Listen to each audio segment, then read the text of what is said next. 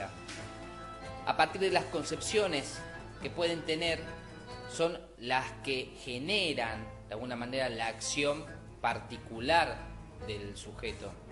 Hay concepciones de la solidaridad, y van a ver a la par mí algunas imágenes que van a servir como disparadoras de la solidaridad, que tienen que ver con, por ejemplo, una actitud de vida.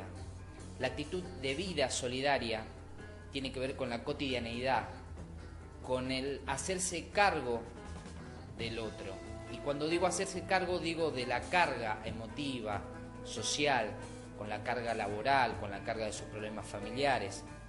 Ser solidarios tiene que ver con compartir esa mochila para que al otro le sea más leve.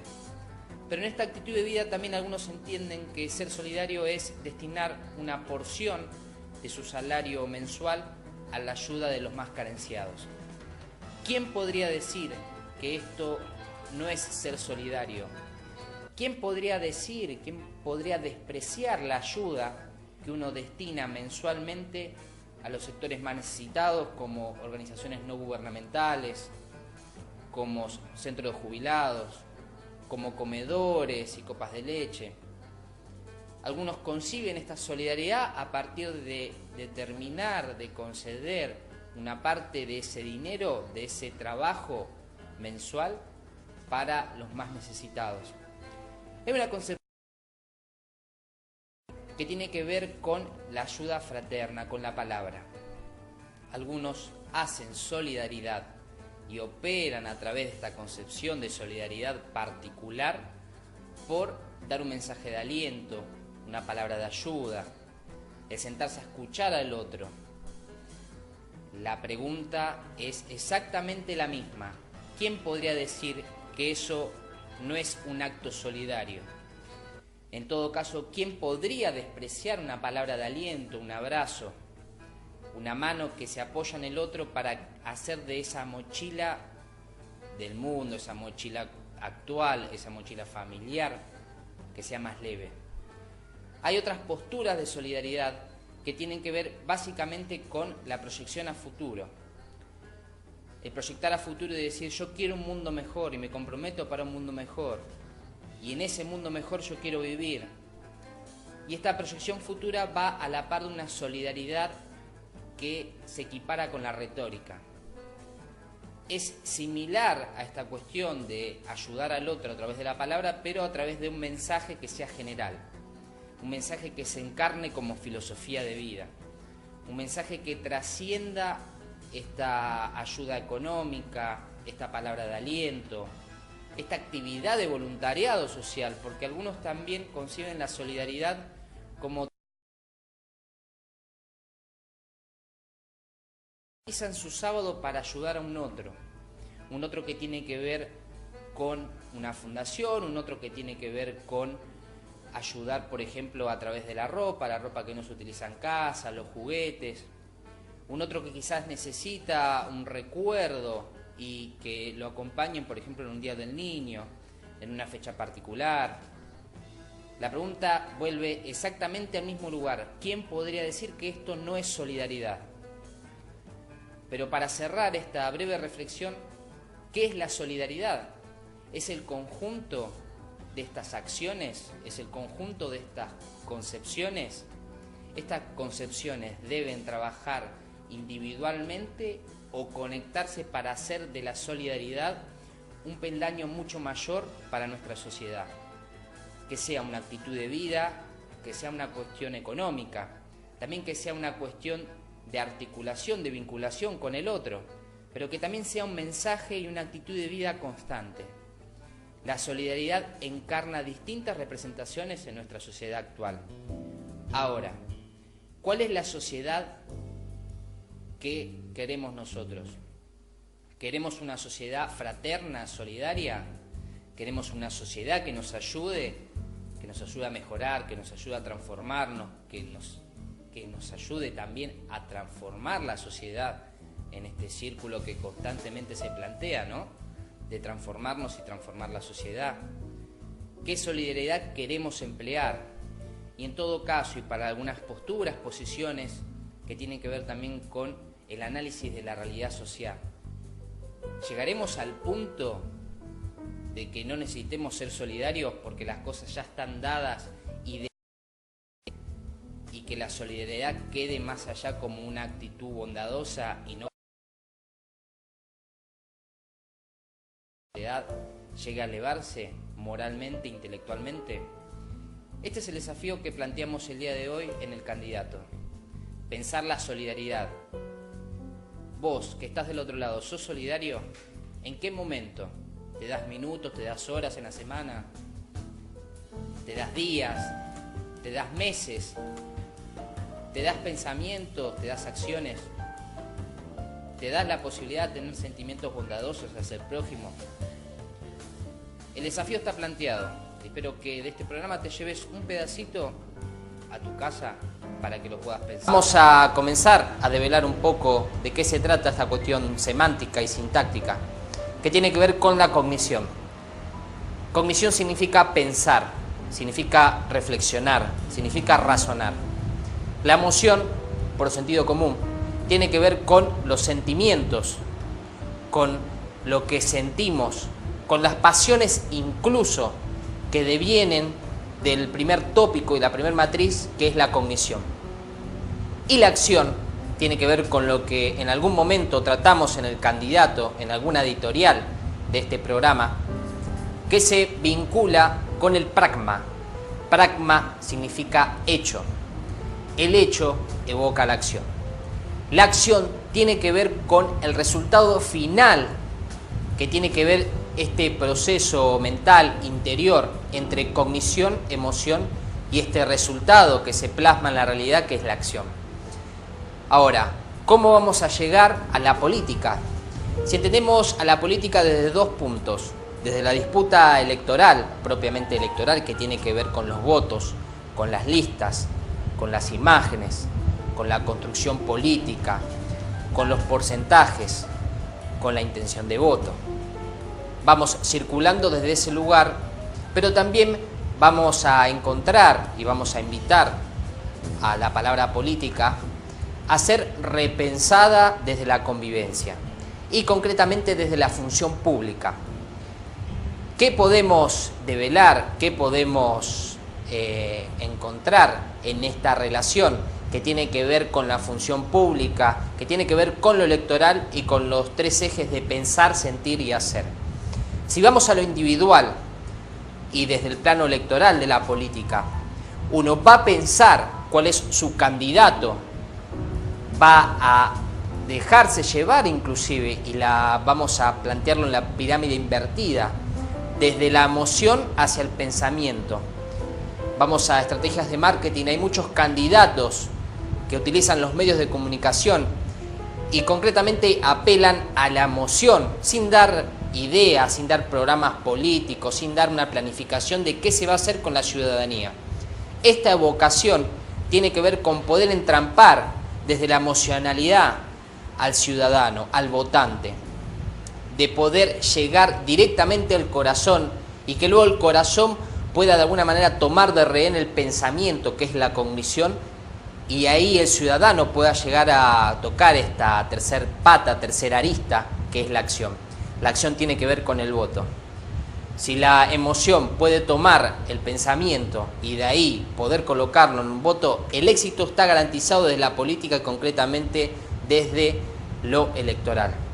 Pero si pensamos la función pública a partir de estos ejes, cómo un funcionario construye poder y cómo un funcionario puede ejercer su función pública a favor de la convivencia de la ciudadanía, a favor de los derechos que tiene la ciudadanía en su conjunto y sobre todo cumpliendo sus obligaciones.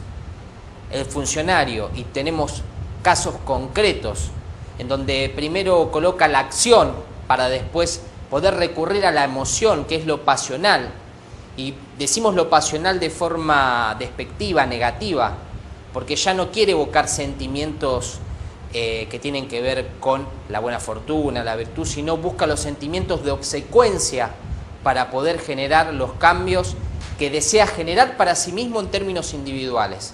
Entonces, si la acción vinculada a la corrupción, busca de alguna manera desde lo pasional someter a la ciudadanía por intereses propios para luego terminar en la cognición, en el pensamiento, la pirámide sigue invertida. Entonces, estos tres ejes nos van a marcar cotidianamente en lo político, en lo electoral, en la función pública, desde qué lugar, por lo menos una propuesta de cómo pensar la política, la cosmovisión que le queremos dar a la construcción política desde la función pública, pero también desde lo electoral. Y acá vamos a lo individual y a la reflexión interior. Ya tratamos lo que tiene que ver con lo interpersonal, con lo vincular, ya tratamos lo que tiene que ver con las urnas, con los votos. La reflexión tiene que ver con qué orden le damos nosotros en nuestra vida, desde qué lugar pensamos la política, desde qué lugar la observamos, desde qué lugar la criticamos, desde qué lugar proponemos, como ciudadanos detrás de una pantalla, en familia. ¿Desde qué lugar pensamos la política? ¿Desde la emoción? ¿Desde decir, a mí me corresponde, y esta cuestión de derechos y obligaciones? ¿Desde la demanda continua que tiene que ver con lo pasional? ¿O desde un razonamiento que puede atacar transversalmente la emoción y la acción? Ahora, desde el teoricismo, desde lo intelectual, ¿llegamos a generar los cambios posibles, ya sea ligados al voto o ligados al reclamo justo del funcionario público que vive en la otra manzana o atrás de nuestra casa? ¿O vamos directamente a la acción? Si a mí, como ciudadano, por ejemplo, me hacen el asfalto, me tienen la luminaria bien, si lo estético, que es la acción, una de las características de la acción, está de alguna manera cumplido, ya se cumplen todos los ejes políticos que tienen que ver con la función pública, o también le vamos a reclamar a la emoción que demande desde la agresividad, desde el derecho, desde el escrache, o vamos a colocarnos en la cognición y en el pensamiento y desde ahí no vamos a pedir absolutamente nada. La oportunidad está en poder razonar desde qué lugar pensamos la política, desde qué lugar pensamos lo electoral, de tres miradas, desde el pensar, el sentir y desde el hacer. Ahora, ¿qué pasa si nos damos la posibilidad de pensar la política, de sentir la política y sobre todo de accionar sobre la política y que la política accione sobre nosotros, un ida y vuelta? ¿Qué pasaría si podemos de alguna manera transformar esta cosmovisión, este espejo constante en donde vemos la política, para poder de alguna manera reformar una posibilidad que tiene que ver con programas de gobierno y que tiene que ver con lo electoral y el voto? Hablamos de ecología y vamos a la editorial del día de hoy. Vamos a conversar sobre el mundo de los grises. El mundo de los grises y ecología, ¿qué tendrá que ver? Ecología, poder entender el contexto, la lógica sistémica de nuestra realidad. Algunos dirán, pero ¿cuál es el mundo de los grises? Acá tocamos dos puntos cruciales. Hablamos de mundo y hablamos de grises. Cuando hablamos de mundo no hablamos de un planeta, aunque alegóricamente nos sirva esta imagen, este razonamiento, para llegar a la profundidad de nuestra cabeza, a la profundidad de nuestro corazón. Cuando hablamos de mundo vamos a hablar de un sistema de ideas, patrones de conducta, una organización, estructura que sirve de andamiaje para poder visualizar la realidad, para poder concebirla, para poder reflexionar sobre lo que nos circunda. Y hablamos de grises. Algunos asociarán mundo de los grises, fenómeno ufológico, de ovnis, algunos dirán cosmología, psicología tal vez, decir, bueno, algunos grises, materia gris, Freud, psicoanálisis. No vamos a hablar tampoco de antropología directamente, tampoco nos vamos a animar a tocar lo que es la astronomía. Simplemente vamos a usar el mundo de los grises para poder llegar un poco más, para llegar a la orilla de la conciencia y para que esta conciencia pueda reproducir algunas acciones que quizá de otra forma, con otros recursos, con otras posibilidades, otros caminos, quizás no llegue. Hablamos del mundo de los grises y acá vamos a definir estos grises que significan el término medio. este término medio aristotélico que se encuentra entre el exceso y el defecto, este mundo de los grises que tiene que ver con un color. No vamos a hablar de cromoterapia tampoco, del análisis de los colores. Un gris tiene que ver con el punto intermedio entre el blanco y un negro. Un gris tiene que ver con la posición intermedia entre una cuestión que tiene que ver con lo oscuro y con lo claro. Algunos dirán, ¿cuáles son las posiciones grises en nuestra realidad? ¿Cómo podemos llevar estas posiciones grises? ¿En dónde vamos a llegar? Vamos a llevar estas posiciones, estas posturas que tienen que ver con lo intermedio. Y acá nos vamos a detener.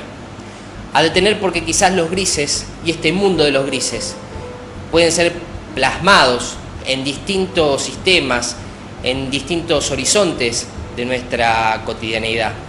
Y cuando propongo horizontes digo en un sistema familiar que tiene que ver con encontrar el justo medio entre la ausencia, por ejemplo, de una función paterna, y hablamos de función, no hablamos de padre, sino de función, de alguien que cumpla esa función, y el exceso de esta presencia. Una ausencia que tenga que ver desde los límites del contexto familiar hasta la sobrepresencia y sobreprotección de los hijos que no los dejen desarrollar en toda su magnitud. ¿Cuál es el gris en el entorno familiar? ¿Cuál es este justo medio entre dejar ser al hijo y sobreprotegerlo y no dejar que desarrolle todas sus habilidades? Pero también hablamos de justo medio en el contexto político. ¿Cuál es el justo medio? Y bien hablamos en el inicio de las inundaciones. ¿Cuál es el justo medio? ¿Cuál es el equilibrio, la armonía entre un Estado que se encuentra presente, sobre todo en gestión que tiene que ver con asfaltos, por ejemplo en el municipio de San Miguel, en lo que tiene que ver con la seguridad, hablamos del gobierno provincial, en lo que tiene que ver con la defensa de derechos humanos? Quizás podemos hablar de un Estado sobreprotector, de un Estado que está muy presente, o tenemos que hablar en determinados planos de un Estado que todavía se encuentra ausente, que todavía se encuentra en el punto blanco, que no llega a ser un negro, pero que se encuentra más claro que nunca. ¿Cuál es el mundo de los grises si hablamos de lo laboral? ¿Cuál es el punto gris entre tolerar, por ejemplo, a mi jefe, a mi supervisor, al gerente, y no decirle por qué quizás no se va a la casa, por qué no enviarlo a otro lado, por qué tolerarlo? El mundo de los grises tiene que ver con la tolerancia. ¿Por qué, digo yo, ¿no? Si hablamos de contexto laboral, ¿por qué no enviar la renuncia? Eso sería un punto blanco. ¿Cuál es el punto gris entre tolerar las exigencias laborales y sentirse oprimido y subordinado sobre esta demanda que tiene que ver muchas veces con la explotación laboral? Si hablamos del mundo de los grises y hemos pasado también por lo político y vamos concretamente a la función pública, ¿cuál es el punto medio? ¿Cuál es el equilibrio, la armonía, cuando de alguna manera no dan participación y no se otorga desde la función pública participación a las bases? ¿Cuál es el punto gris cuando esta participación quizá está fisurada, existe una falla? ¿Cuál es el punto gris en las decisiones? ¿Cuál es el justo medio?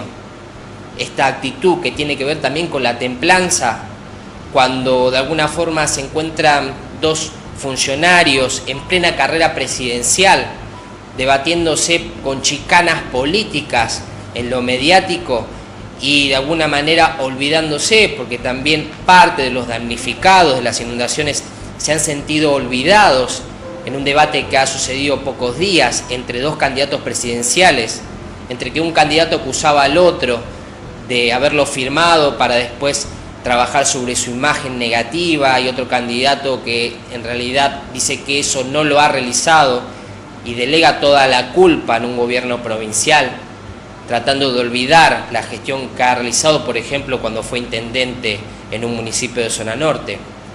¿Cuál es el punto gris en estas decisiones que estos candidatos presidenciales, por tomarlos como ejemplo, encuentran y que de alguna manera no tienen que encontrar resistencia, no tienen que encontrar agresividad, no tienen que buscar esa agresividad con los damnificados de las inundaciones. ¿Cuál es el punto gris sobre las instituciones? ¿Cuál es el equilibrio de las instituciones? Volvemos al mundo de los grises en un paradigma en donde las personas dicen: yo ya no creo en las instituciones, creo en las personas.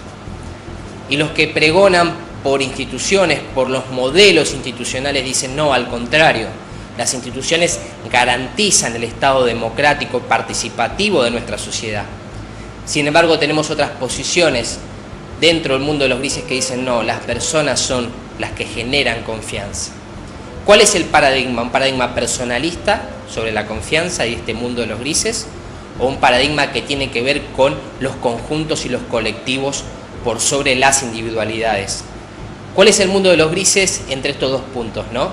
La individualidad y la libertad, y el colectivo y el conjunto social. ¿Existe ahí quizás un ovni alegórico para poder desarrollarse y para poder crecer y multiplicarse en este mundo de los grises? Pero si hablamos del mundo de los grises, también tenemos que hablar de versatilidad. El mundo de los grises convoca no solo la templanza, el equilibrio, el justo medio, la adaptabilidad, sino también el ser versátil. Y el ser versátil tiene que ver con encontrarse y adaptarse a cualquier situación y tener quizás la habilidad necesaria para poder adecuar los recursos personales al escenario que los circunda. Y lo hablamos de forma neutral. Cuando hablamos de escenario podemos hablar de un escenario que tiene que ver con el barrio, con la familia, con lo laboral, un escenario que tiene que ver con la responsabilidad política, un escenario que tiene que ver con la responsabilidad y con el poder, y no ligado al orden estatal, sino también al orden privado. ¿Cuál es el mundo de los grises? Y yo he escuchado a muchos jefes, coordinadores de grupos, supervisores, cuando se encuentran en la situación de obedecer a los mandos altos por ausencias de empleados, o comprender al empleado porque el empleado se está ausentando quizás por problemas familiares. ¿Hay un mundo de los grises en esta ocasión? ¿Se puede mediar, equilibrar entre la necesidad del empleado, la realidad del empleado, y la necesidad de la corporación privada, de la empresa que está pidiendo que ese empleado quizás sea despedido con justa causa, pero sin comprender la realidad que lo puede rodear, la realidad que lo afecta? ¿Existe un mundo de los grises en esta cuestión? El mundo de los grises se encuentra a la par nuestra. Cuando hablamos de mundo, no nos hagamos la imagen de un sistema solar que tiene que ver con una cuestión astronómica, hasta podemos decir cosmológica, biológica. El día de hoy nos convoca a reflexionar. La editorial del día de hoy del candidato tiene que ver con subjetividad, militancia y poder. Tres ejes que están atacando, y bien digo atacando, transversalmente a nuestra sociedad. Y podemos partir de lo que mencioné, del acto de Daniel Chino Tapia acá en San Miguel, y lo tomo más bien como ejemplo, pero está sucediendo en varios sectores, frentes políticos de San Miguel y de toda nuestra región. Tiene que ver con la falta de militantes, con la falta de convocatoria política. Y en comparación podemos ir a la década de los 90, cuando muchos decían que no había militantes. Los últimos 10 años, más de 10 años, se ha reivindicado la tarea del militante, la tarea del que adhiere, etimológicamente, el que adhiere a un proyecto político y lo defiende, el que adhiere a un ideario, a un sistema de ideas y lo defiende. Desde ese lugar de militancia es donde está de alguna manera careciendo la militancia política en torno a la propuesta electoral del 2015. Muchos dicen, y veo comentarios y converso con compañeros que están vinculados directamente a la militancia política y a la dirigencia política, en donde encuentran fallas en la convocatoria, encuentran fallas en poder profundizar la convocatoria y la cantidad de militantes. También vemos en otros frentes políticos que es necesario de alguna manera valerse de los recursos del Estado para actos que tienen que ver muchas veces con lo partidario y convocar a un gran sector de la masa popular, que de otra manera, sin esos recursos, no serían convocados.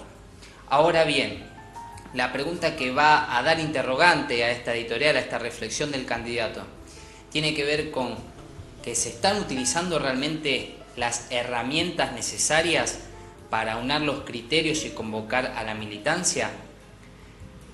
La otra cuestión que quiero plantear: la militancia se ha salido del eje habitual que tiene que ver con la convocatoria, con la presencia, para llevarse al plano de lo virtual, y esto tiene que ver con las redes sociales, tiene que ver con la no presencia en los actos políticos, pero de alguna manera adherir fervientemente a un proyecto, a un ideario o a un candidato.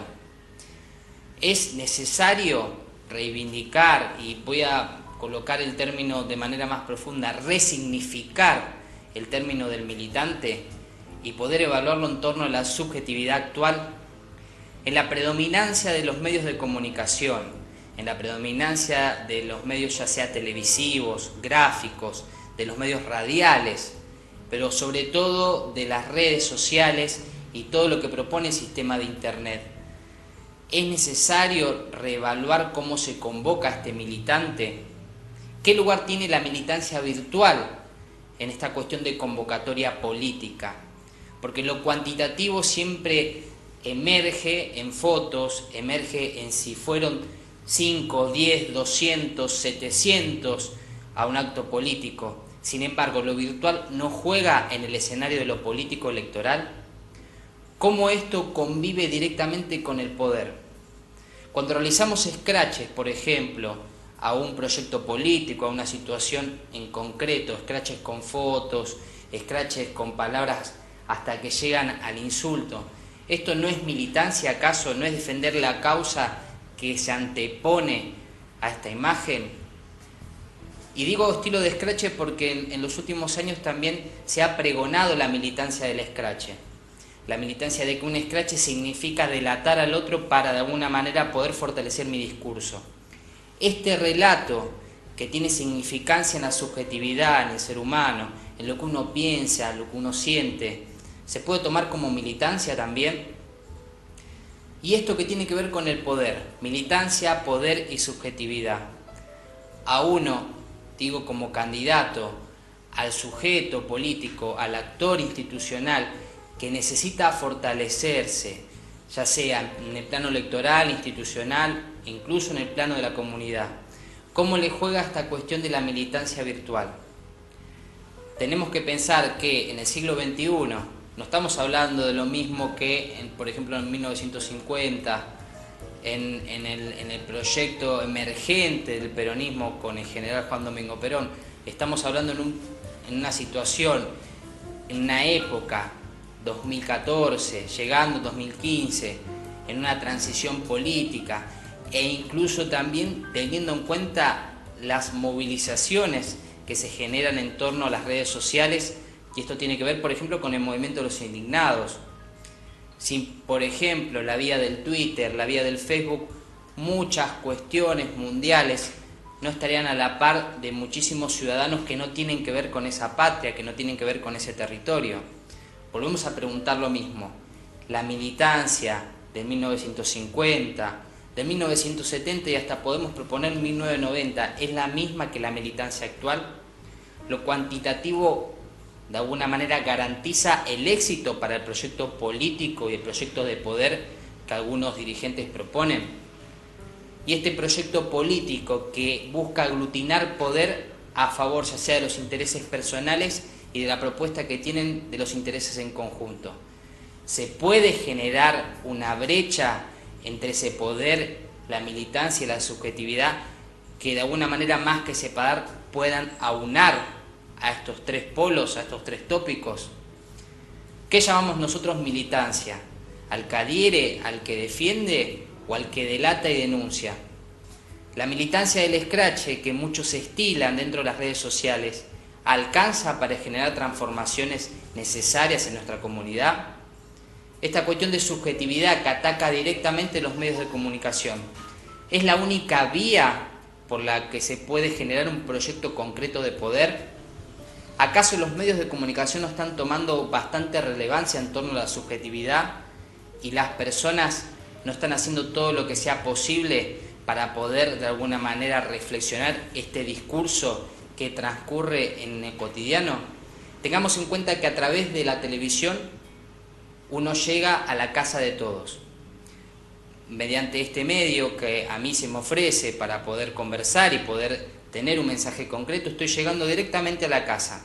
Este instrumento es un instrumento que puede ser utilizado con buenas intenciones o con no tan buenas. Ahora, este instrumento, que es el medio de comunicación, ¿tiene repercusiones concretas en la militancia política y partidaria? ¿Este instrumento acaso no está revalorizado y está generando grandes estragos, teniendo en cuenta además las últimas modificaciones en torno al AFCA y a lo que pudo realizar Martín Sabatella? La militancia política, la subjetividad y el poder. ¿Cómo conviven estos tres ejes en torno a un proyecto político que se encara no solo hacia 2015, sino sobre todo hacia los procesos aledaños, hacia los posteriores? Los últimos días, que tiene que ver con la última homilía del Papa Francisco del 13 de septiembre, el pasado 13 de septiembre, que fue un día sábado, en donde se conmemoró los 22 años, bueno, en realidad el Papa se ha acercado luego de 22 años al cementerio monumental militar de Redipuglia, que esto es en Italia. Esto fue conmemoración a los 100 años de inicio de la Primera Guerra Mundial. En homenaje a los caídos, el Papa Francisco se ha acercado a este cementerio, en donde invocó la paz y agregó que la guerra destruye lo más hermoso que Dios ha creado, el ser humano. Entre otras frases que ha destacado, dijo también que la guerra es una locura y que está promovida por la avaricia, la intolerancia, la ambición al poder, y que estos son motivos que alimentan el espíritu bélico. Lo más importante detrás de esta reflexión que tuvo el Papa Francisco tiene que ver con una frase que segmenta y sirve como eje vertebrador de lo que ustedes están viendo en pantalla, que tiene que ver con la Tercera Guerra Mundial. El Papa Francisco agregó: hoy, tras el segundo fracaso de una guerra mundial, quizás se puede hablar de una tercera guerra combatida por partes. Crímenes, masacres y destrucciones. Crímenes, masacres y destrucciones fomentadas por la avaricia, la intolerancia y la ambición al poder. Cuestiones que marcan radicalmente nuestro presente como humanidad. Tengamos en cuenta algunas cifras. En el hemisferio, en el planeta Tierra conviven 7.000 habitantes. Estamos conviviendo actualmente casi 7.000 habitantes, de los cuales 1.229 millones aproximadamente practican la fe católica. Son católicos apostólicos romanos. Esto nos lleva a pensar que estamos cerca de un porcentaje del 20%. Tengan en cuenta que si el líder espiritual de los católicos está tomando esta visita al cementerio sobre los caídos de la Primera Guerra Mundial, significando también después de 22 años que un papa regrese, estamos hablando 22 años después, el papa anterior había sido San Juan Pablo II. ¿Qué nos está diciendo este mensaje? ¿Qué nos está diciendo a partir de promover, en realidad, de destacar que estamos en una tercera guerra mundial, pero por partes, en donde menciona los crímenes, menciona las masacres y también menciona las destrucciones? ¿Qué futuro nos está deparando? Porque también está una mirada que está diseminada por el común de la sociedad, en donde tiene que ver que quizás la guerra tiene que ser un enfrentamiento bélico en conjunto, una disputa territorial. Recordemos los ejes, las causas de la Primera y Segunda Guerra Mundial. Y podemos también repensar que la Tercera Guerra Mundial, como bien menciona el Papa Francisco, no tiene que ver con un enfrentamiento bélico entre naciones, sino que se está dando por partes. Algunos dirían también desde un lugar político, sectario, una guerra de guerrillas. Pero la Tercera Guerra Mundial puede estar siendo combatida en este mismo momento. Coincide muchísimo con la situación de inseguridad, con lo que se va reclamando a través de los medios de comunicación. Bien, tuvimos los últimos días el camino, la peregrinación del actor Ivo Kutsarida por todos los medios nacionales, tratando de fomentar la mano dura, de poder hacer entender que esa mano dura tiene que ver con una reorganización nacional, política, social y sobre todo cultural. Y quizás esta postura que está habilitada por los medios de comunicación, más que ayudar a reflexionar y a invocar la paz, como dijo el Papa Francisco, ayuda a promover el odio, ayuda a promover que quizás uno tiene que estar sobre el otro, lo que siempre hablamos en El Candidato. Y en una parte de esta homilía del Papa Francisco del pasado 13 de septiembre, destaca los planificadores del terror, ligándolo con situaciones de dinero, de disputa geopolítica. Coincide también con nuestra editorial de la política del temor.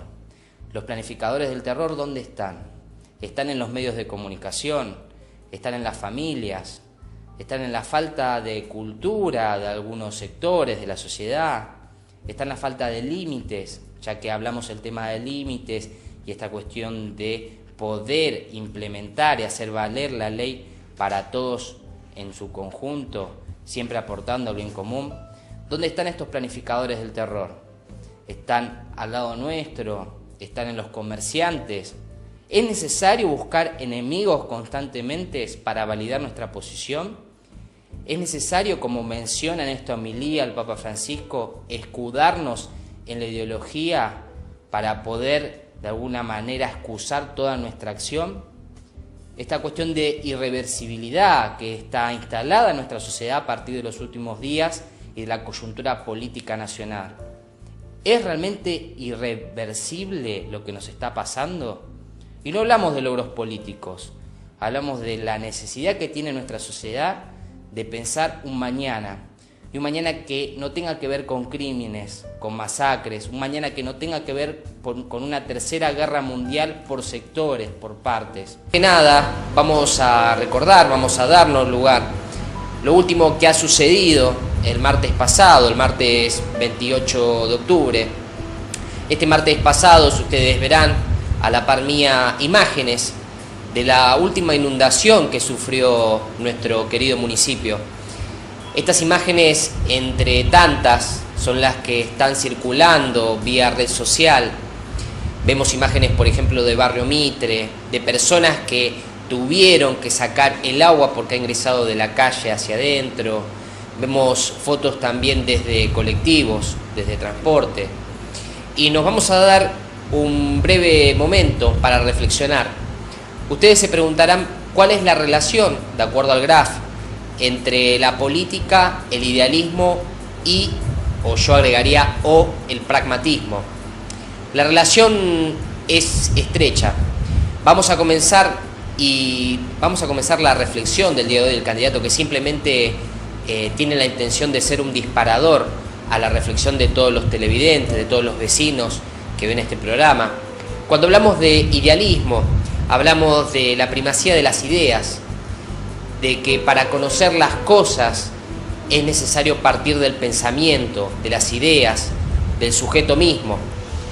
Y cuando hablamos y cuando mencionemos pragmatismo, nos vamos a dar lugar a darle la concepción en cuanto al vocablo pragma. Esto viene del griego, del pragma, que significa hecho o acto. Y una frase que puede sintetizar la posición pragmática vinculada con la política es que solo es verdadero lo que funciona. El mundo real objetivo, realmente lo que funciona, lo que da como consecuencia algunas acciones, es lo real, es lo que se toma como efectivo. Entre estas dos posiciones, hablamos de pragmatismo, hablamos de idealismo, se encuentra nuestro querido San Miguel. San Miguel ha padecido el último martes 28 de octubre una gran inundación. Tengamos en cuenta que más allá de las variables del cambio meteorológico, San Miguel está expuesto constantemente.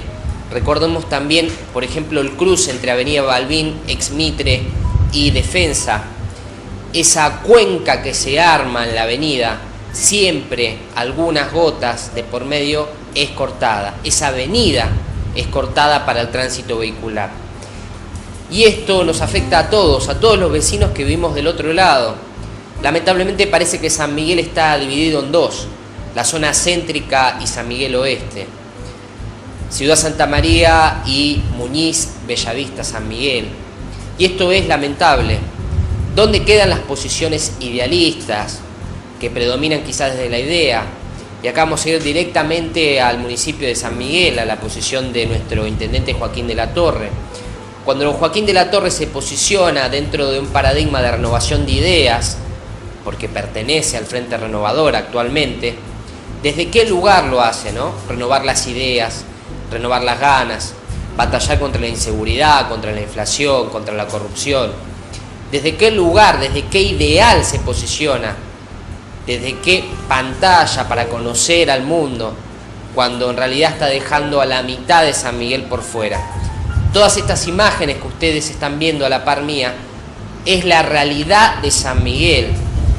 Vecinos damnificados, evacuados, las organizaciones políticas, sociales, independientemente del sector que representen, han trabajado directamente el martes pasado, el martes 28 de octubre, para poder salvaguardar la salud familiar, la salud física de muchos ciudadanos de San Miguel.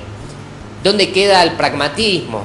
Si hablamos del intendente Joaquín de la Torre, en donde colocan carteles que se hacen asfaltos con fondos municipales, este pragmatismo, porque es así, porque este pragmatismo donde predomina el acto, el hecho concreto, donde también ha dejado esta postura ideal de renovación de ideas para ir al hecho de que se hacen asfaltos, por ejemplo, con fondos municipales. Esto realmente es importante, este pragmatismo que funciona, porque realmente es así, funciona para los ciudadanos de San Miguel. Estos asfaltos, independientemente del litigio, si son fondos municipales, son fondos nacionales guardados hasta el momento, pero independientemente de esta diferencia, estos asfaltos son producto de la política pragmática del municipio de San Miguel. Ahora, el municipio de San Miguel también se ha corrido de estos dos ejes, de este idealismo, de esta posición de conocer al mundo desde el pensamiento, y se ha corrido del pragmatismo también. ¿Pero por qué? Ustedes dirán, si se ha corrido del idealismo y del pragmatismo, ¿desde qué lugar se posiciona para gestionar para todos los ciudadanos de San Miguel, para los 300.000 habitantes de San Miguel? La única posición que nos queda es la ausencia del Estado, la ausencia del actual intendente Joaquín de la Torre para todos los ciudadanos que vivimos, que estamos radicados en San Miguel Oeste. Y simplemente mencionamos la gestión del actual intendente sanmiguelino, pero no por ninguna cuestión personal, porque así también tenemos gestiones municipales que están en la misma realidad, que están atravesados entre este idealismo que puede servir como pantalla, que puede servir hasta retórico, con un pragmatismo que muchas veces sobrelleva la gestión y que realmente es pragmatismo, pero un pragmatismo parcial, un pragmatismo donde se predomina la acción, el hecho concreto sobre la gestión, pero sigue siendo parcial, porque cuando nos encontramos en problemáticas actuales como la inundación del pasado martes, cuando nos encontramos en situaciones de pobreza, cuando nos encontramos aún así dentro de la inseguridad local, desde el conurbano, más allá de la gestión provincial que han lanzado los patrulleros, los comandos de patrulla municipales, que ha de alguna manera reorganizado entre 15 y 20 patrulleros en todos los distritos de la primera y tercera sección electoral, esto es, los dos cordones y hasta un tercer cordón que rodea a Ciudad Autónoma de Buenos Aires. Pero ¿dónde queda aún así el idealismo y el pragmatismo dentro de los jefes comunales? Y hablamos propiamente también de la zona norte. ¿Dónde queda este idealismo, esta retórica ideal que predomina dentro del Frente Renovador y que coincide que la zona norte, básicamente gran parte de los intendentes de zona norte representan al Frente Renovador de Sergio Massa? Cuando vemos estas inundaciones, cuando vemos la desidia de los vecinos que son de los barrios más segregados porque no pueden salir de sus casas, porque no pueden llegar a sus casas, porque tienen más de 60 minutos de demora porque el colectivo se desvía, cuando no tienen ayuda porque así como el Estado municipal, y hablamos de San Miguel propiamente, coloca patrullas y coloca camionetas de tránsito para parar a colectivos y automóviles y poder registrarlos y hasta parar a remises que están situados adelante de agencias para pedirle los papeles correspondientes. Así también pedimos que se complete este círculo de gestión y que también ayude a los vecinos en situaciones de vulnerabilidad, en situaciones de emergencia, pero también que trabaje sobre la prevención. Que recordemos muchas propuestas de campaña del actual intendente Joaquín de la Torre en cuanto al compromiso de poder trabajar sobre las inundaciones, a trabajar sobre este ideal, sobre esta utopía, hasta algunos pueden decir romanticismo, de que el actual intendente iba a solucionar la situación actual de esa olla que atraviesa Avenida Balbín y Defensa, entre Barrio Mitre, Barrio Sarmiento, Constantini. Joaquín de la Torre ha realizado la gestión correspondiente para terminar este flagelo que tiene San Miguel, o el pragmatismo de Joaquín de la Torre simplemente se debe a los fondos municipales y a los asfaltos que actualmente tiene San Miguel. ¿Esa es la gestión del actual intendente? El intendente podría hacer más cuestiones, podría tomar más decisiones. Recuerdo también un post de la concejal actual de Frente para la Victoria, Viguera, en donde coloca al intendente y coloca esto es falta de decisión política o algo similar. Y realmente cabe mucho esta explicación, esta breve reflexión para la realidad que tiene San Miguel. Más allá del idealismo, del predominio de las ideas, de la primacía del sujeto para conocer al mundo, más allá de lo que funciona, de los hechos concretos, de esta política pragmática que muchos intendentes de la zona norte tienen. Pero también tenemos la tercera pata, la ausencia del Estado. La ausencia del Estado significa que no existe ni pragmatismo ni idealismo, simplemente hay ausencia. Cuando hay ausencia no se puede ni siquiera dialogar, ni siquiera significar, ni colocar sintáctica ni semánticamente esta realidad que padece el ciudadano, que padece el pueblo, concretamente de San Miguel como de otros distritos, puede ser José C. Paz, Malvinas Argentinas, Moreno. No hay lugar para poder darle palabra a esta realidad cuando hay ausencia del Estado. Y esta es la realidad actual. Y no lo ligamos, y vuelvo a repetir, con alteraciones meteorológicas. Sabemos la realidad mundial por la cual pasa nuestro planeta Tierra, por las alteraciones que ha tenido el ecosistema, las alteraciones que ha tenido la flora y la fauna. Muchas veces producto del ser humano y otras veces producto también del proceso de transformación que tiene la cuestión biológica, los componentes biológicos y suprahumanos que tiene nuestro querido planeta. Hablamos de la política, de la decisión. Hablamos de que la política debe ser una herramienta más para la convivencia social. Y no existe convivencia social a la par de estas inundaciones, a la par de que esto realmente está siendo superado cada vez más. Y vemos caer grandes milímetros de agua en poco tiempo y sin embargo la gestión municipal está ausente. Pero sí la gestión está presente para colocar carteles donde hay fondos municipales, para colocar carteles en donde se dice que hay una gestión presente. Ahora, de ahora en más, en los próximos 12 meses, van a haber carteles de campaña directamente, en donde se van a, de alguna manera, trabajar, se van a difundir todas las herramientas que ha destinado y todos los instrumentos que ha tenido el municipio de San Miguel. Cabe de nuevo la pregunta, ¿la gestión municipal actual está colocando todas las herramientas o todavía falta la decisión política concreta para poder, en este caso, evitar las inundaciones de todo San Miguel Oeste y Ciudad Santa María? Y nos colocamos desde este lugar, pero también consideremos, San Miguel Centro se ha inundado. Me han llegado comentarios de que, por ejemplo, en la calle Serrano, entre Avenida Balbín y Belgrano, la Maestro de Lía, Ángel de Lía, calles céntricas abnegadas por el agua. ¿Cuál es la reflexión del día de hoy? Se tiene que elegir entre el idealismo, se tiene que elegir entre el pragmatismo. Pueden convivir el idealismo y el pragmatismo en tanto y en cuanto este Estado municipal, podemos hablar de un Estado provincial y nacional también, pero que el Estado esté presente y que sirva de eje para trabajar al servicio de la convivencia de todos los ciudadanos. Hablar del trabajador, de la dignidad del trabajador.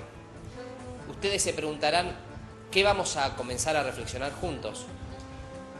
Los últimos días y ya comenzando con la introducción de nuestra editorial del día de hoy, ha habido un fallo judicial debido al reclamo de un grupo de presos que se encuentra en la cárcel de Ezeiza.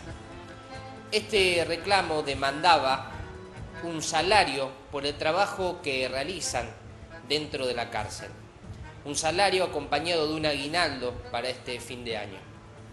Estas características de alguna manera detentó a cierto sector de los trabajadores, constituidos o no constituidos en sindicatos, en gremios, en donde ellos mismos están reclamando un plus salarial para este fin de año, que varios sectores del gobierno se han encargado de negar.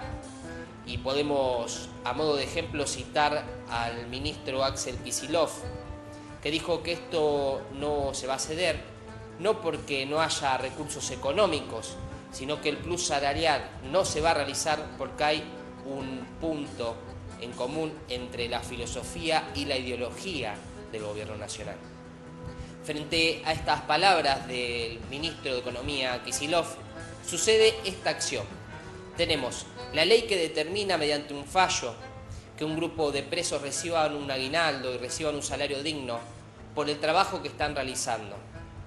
Y por otra parte, tenemos todo un sector de la sociedad que dice que esto no es justo. ¿Qué llamamos nosotros justicia? ¿Qué conceptualizamos lo que es la justicia y propiamente la justicia para el trabajador? Perón diría la justicia social.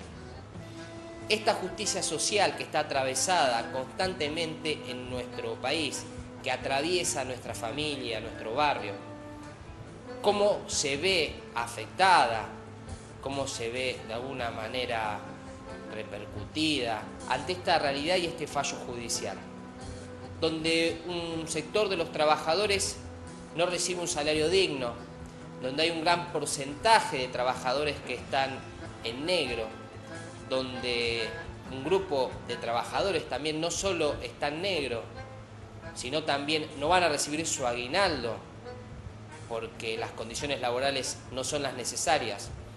¿A dónde nos lleva este fallo judicial?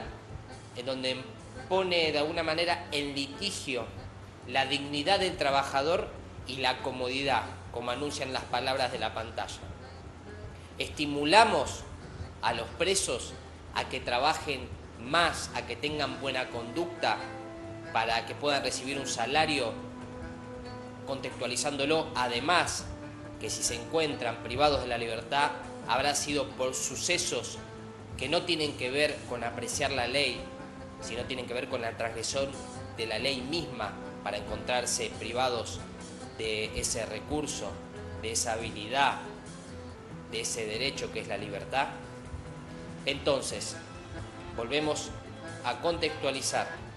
Si estas personas, este grupo que reclama este salario y este aguinaldo, recuerdan por qué están situados ahí y sin embargo reclaman su derecho, como todos trabajadores, a recibir un salario digno, ¿qué punto de comparación tenemos con los trabajadores que están por fuera de esa situación de privación? En todo caso, la equidad que muchas veces hemos comentado en el candidato en esta tercera temporada, ¿dónde se encuentra? ¿Vamos a la búsqueda de la equidad, de la dignidad de los trabajadores?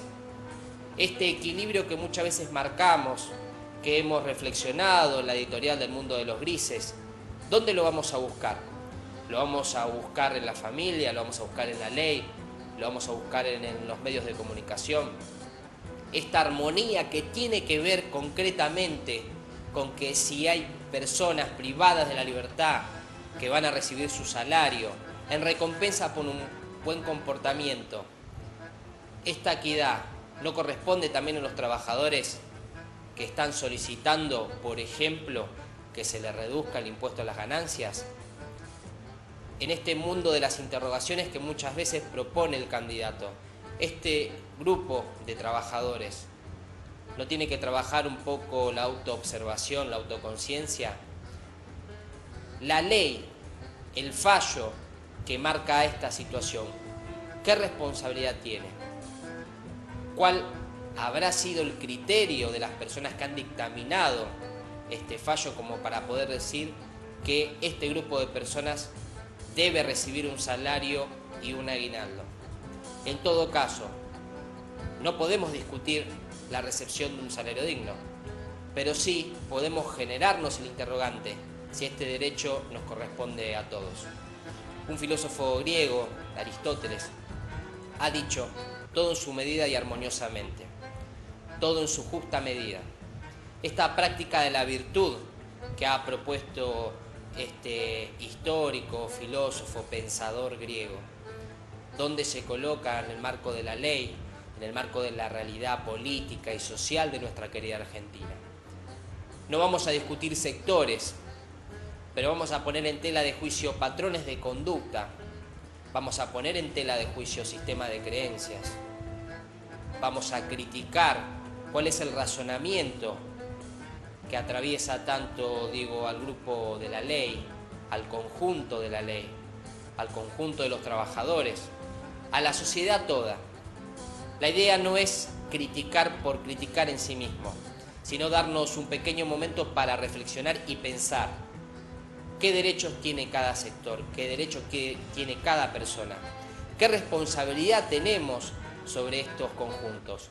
Digo, desde las personas privadas de la libertad, desde los jueces, desde los políticos, desde la política, desde la sociedad en su conjunto, los trabajadores, los empresarios. ¿Cuánta responsabilidad tenemos en construir una sociedad mejor? Sociedad mejor independientemente de nacionalidad. Ya no lo llevo a la Argentina exclusivamente, sino lo llevo al plano mundial. Comodidad o premiación. Comodidad o castigo. Comodidad o salario digno. ¿Se pueden discutir estas cosas paralelamente? ¿Se le pueden agregar para reflexionar de manera más profunda otros tópicos y elementos que pueden configurar el sistema, como por ejemplo la ley, como por ejemplo el conjunto de los funcionarios nacionales? ¿Se le puede agregar además la responsabilidad que todos tenemos en construir una sociedad mejor? La mirada y colocar el eje en un punto crucial, en un punto fundamental, que tiene que ver con la seguridad, una cuestión que está a flor de piel, que está pululando por todos los medios nacionales, con actores, con dirigentes que se animan a tomar el tema de la seguridad, algunos de manera trivial, algunos proponiendo que vuelva al servicio militar, algunos diciendo que gracias a estos años de gobierno nacional, de gobierno kirchnerista, cristinista, la seguridad ha disminuido. Algunos que intentan relacionar el tema económico con la seguridad.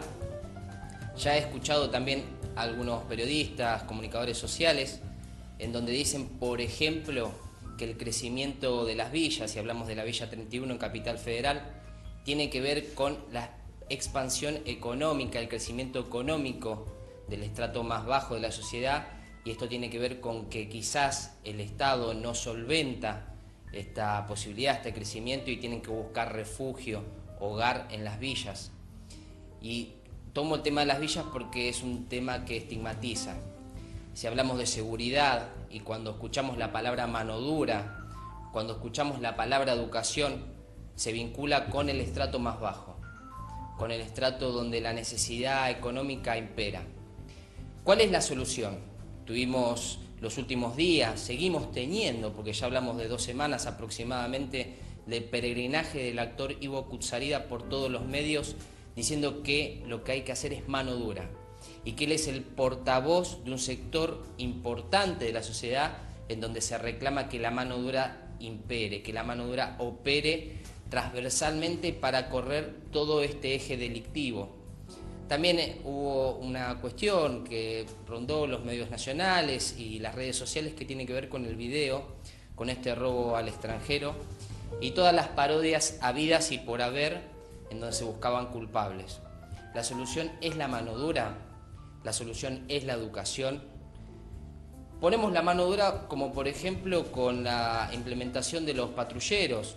Recordemos que no hace mucho tiempo, aproximadamente 3 semanas, se destinó al distrito de San Miguel 15 nuevos móviles a cargo de la Policía Provincial, del Comando de Prevención Comunitaria. Estos 15 móviles, han ayudado a la seguridad en San Miguel. Podemos decir que a mayor cantidad de móviles, mayor es la seguridad del ciudadano.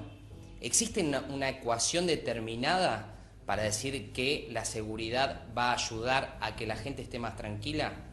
¿O nos vamos al otro extremo? El otro extremo tiene que ver con la educación. En estos años de gobierno nacional ha prevalecido el discurso, ha prevalecido la acción en cuanto a que a mayor educación, volvemos a una ecuación matemática, podemos decir, a mayor educación, menor es la posibilidad de delincuencia. A mayor formación de la conciencia, formación ciudadana, a mayor intercambio de seres humanos, a mayor diálogo, existe inevitablemente la reducción de la inseguridad, la reducción de la delincuencia. Dos posturas muy marcadas. Una postura que tiene que ver con la mano dura, y cuando decimos mano dura lo asocié con el tema de los patrulleros, pero también hay un eje vertebrador que tiene que ver con la ley, ¿no? Algunos dicen, algunos ya constitucionalistas dicen modificar la ley para que la seguridad esté de alguna manera protegida. Modificar la ley para que los delincuentes no entren por una puerta y salgan por la otra, ¿no? Una frase también hecha. Modificar la ley para que ésta se pueda implementar y pueda estar operativa constantemente y no dejar esos huecos, esas grietas entre ley y ley, que es donde algunos dicen que el delincuente se cola como para poder salir de la comisaría de turno, del penal de turno. ¿Cuál es la solución? La mano dura tiene que ver con implementar bien la ley, con modificar las leyes. Las leyes actualmente están de acuerdo al estadio social. Y digo estadio social, hablamos en términos locales en San Miguel, como podemos trazarlo en términos mundiales. La ley está actualizada como para poder ser operativa de acuerdo a la modificación de la raza humana, de acuerdo a al sistema de costumbres, a la modificación del sistema de costumbres. No estamos hablando que el ser humano acaso es distinto. Ponerle en la década del 90 algunas personas tenían determinadas pautas de comportamiento que actualmente no las tienen. Es necesario modificar la ley y por ende si modificamos la ley, ¿tenemos cierta garantía de que esto va a reducir la delincuencia?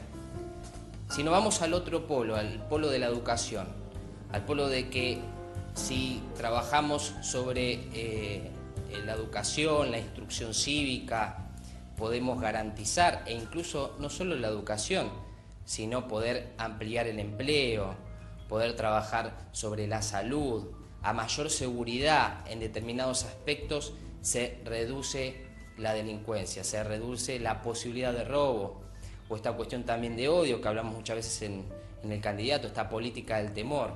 Se puede reducir la política del temor a través de trabajar, por ejemplo, el tema de la educación o el tema de la economía, de generar empleo.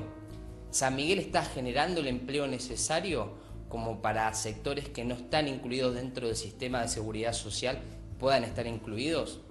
San Miguel podría crear más fuentes de empleo para que la seguridad esté mayormente garantizada. Si hablamos de estos estratos bajos, ¿no? Estos estratos excluidos de la sociedad, que no entran en el sistema de inclusión pregonado en los últimos años del gobierno nacional. ¿Cuál es la solución? ¿Mano dura o educación? ¿Mano dura o empleo? ¿O la solución serán las dos cosas?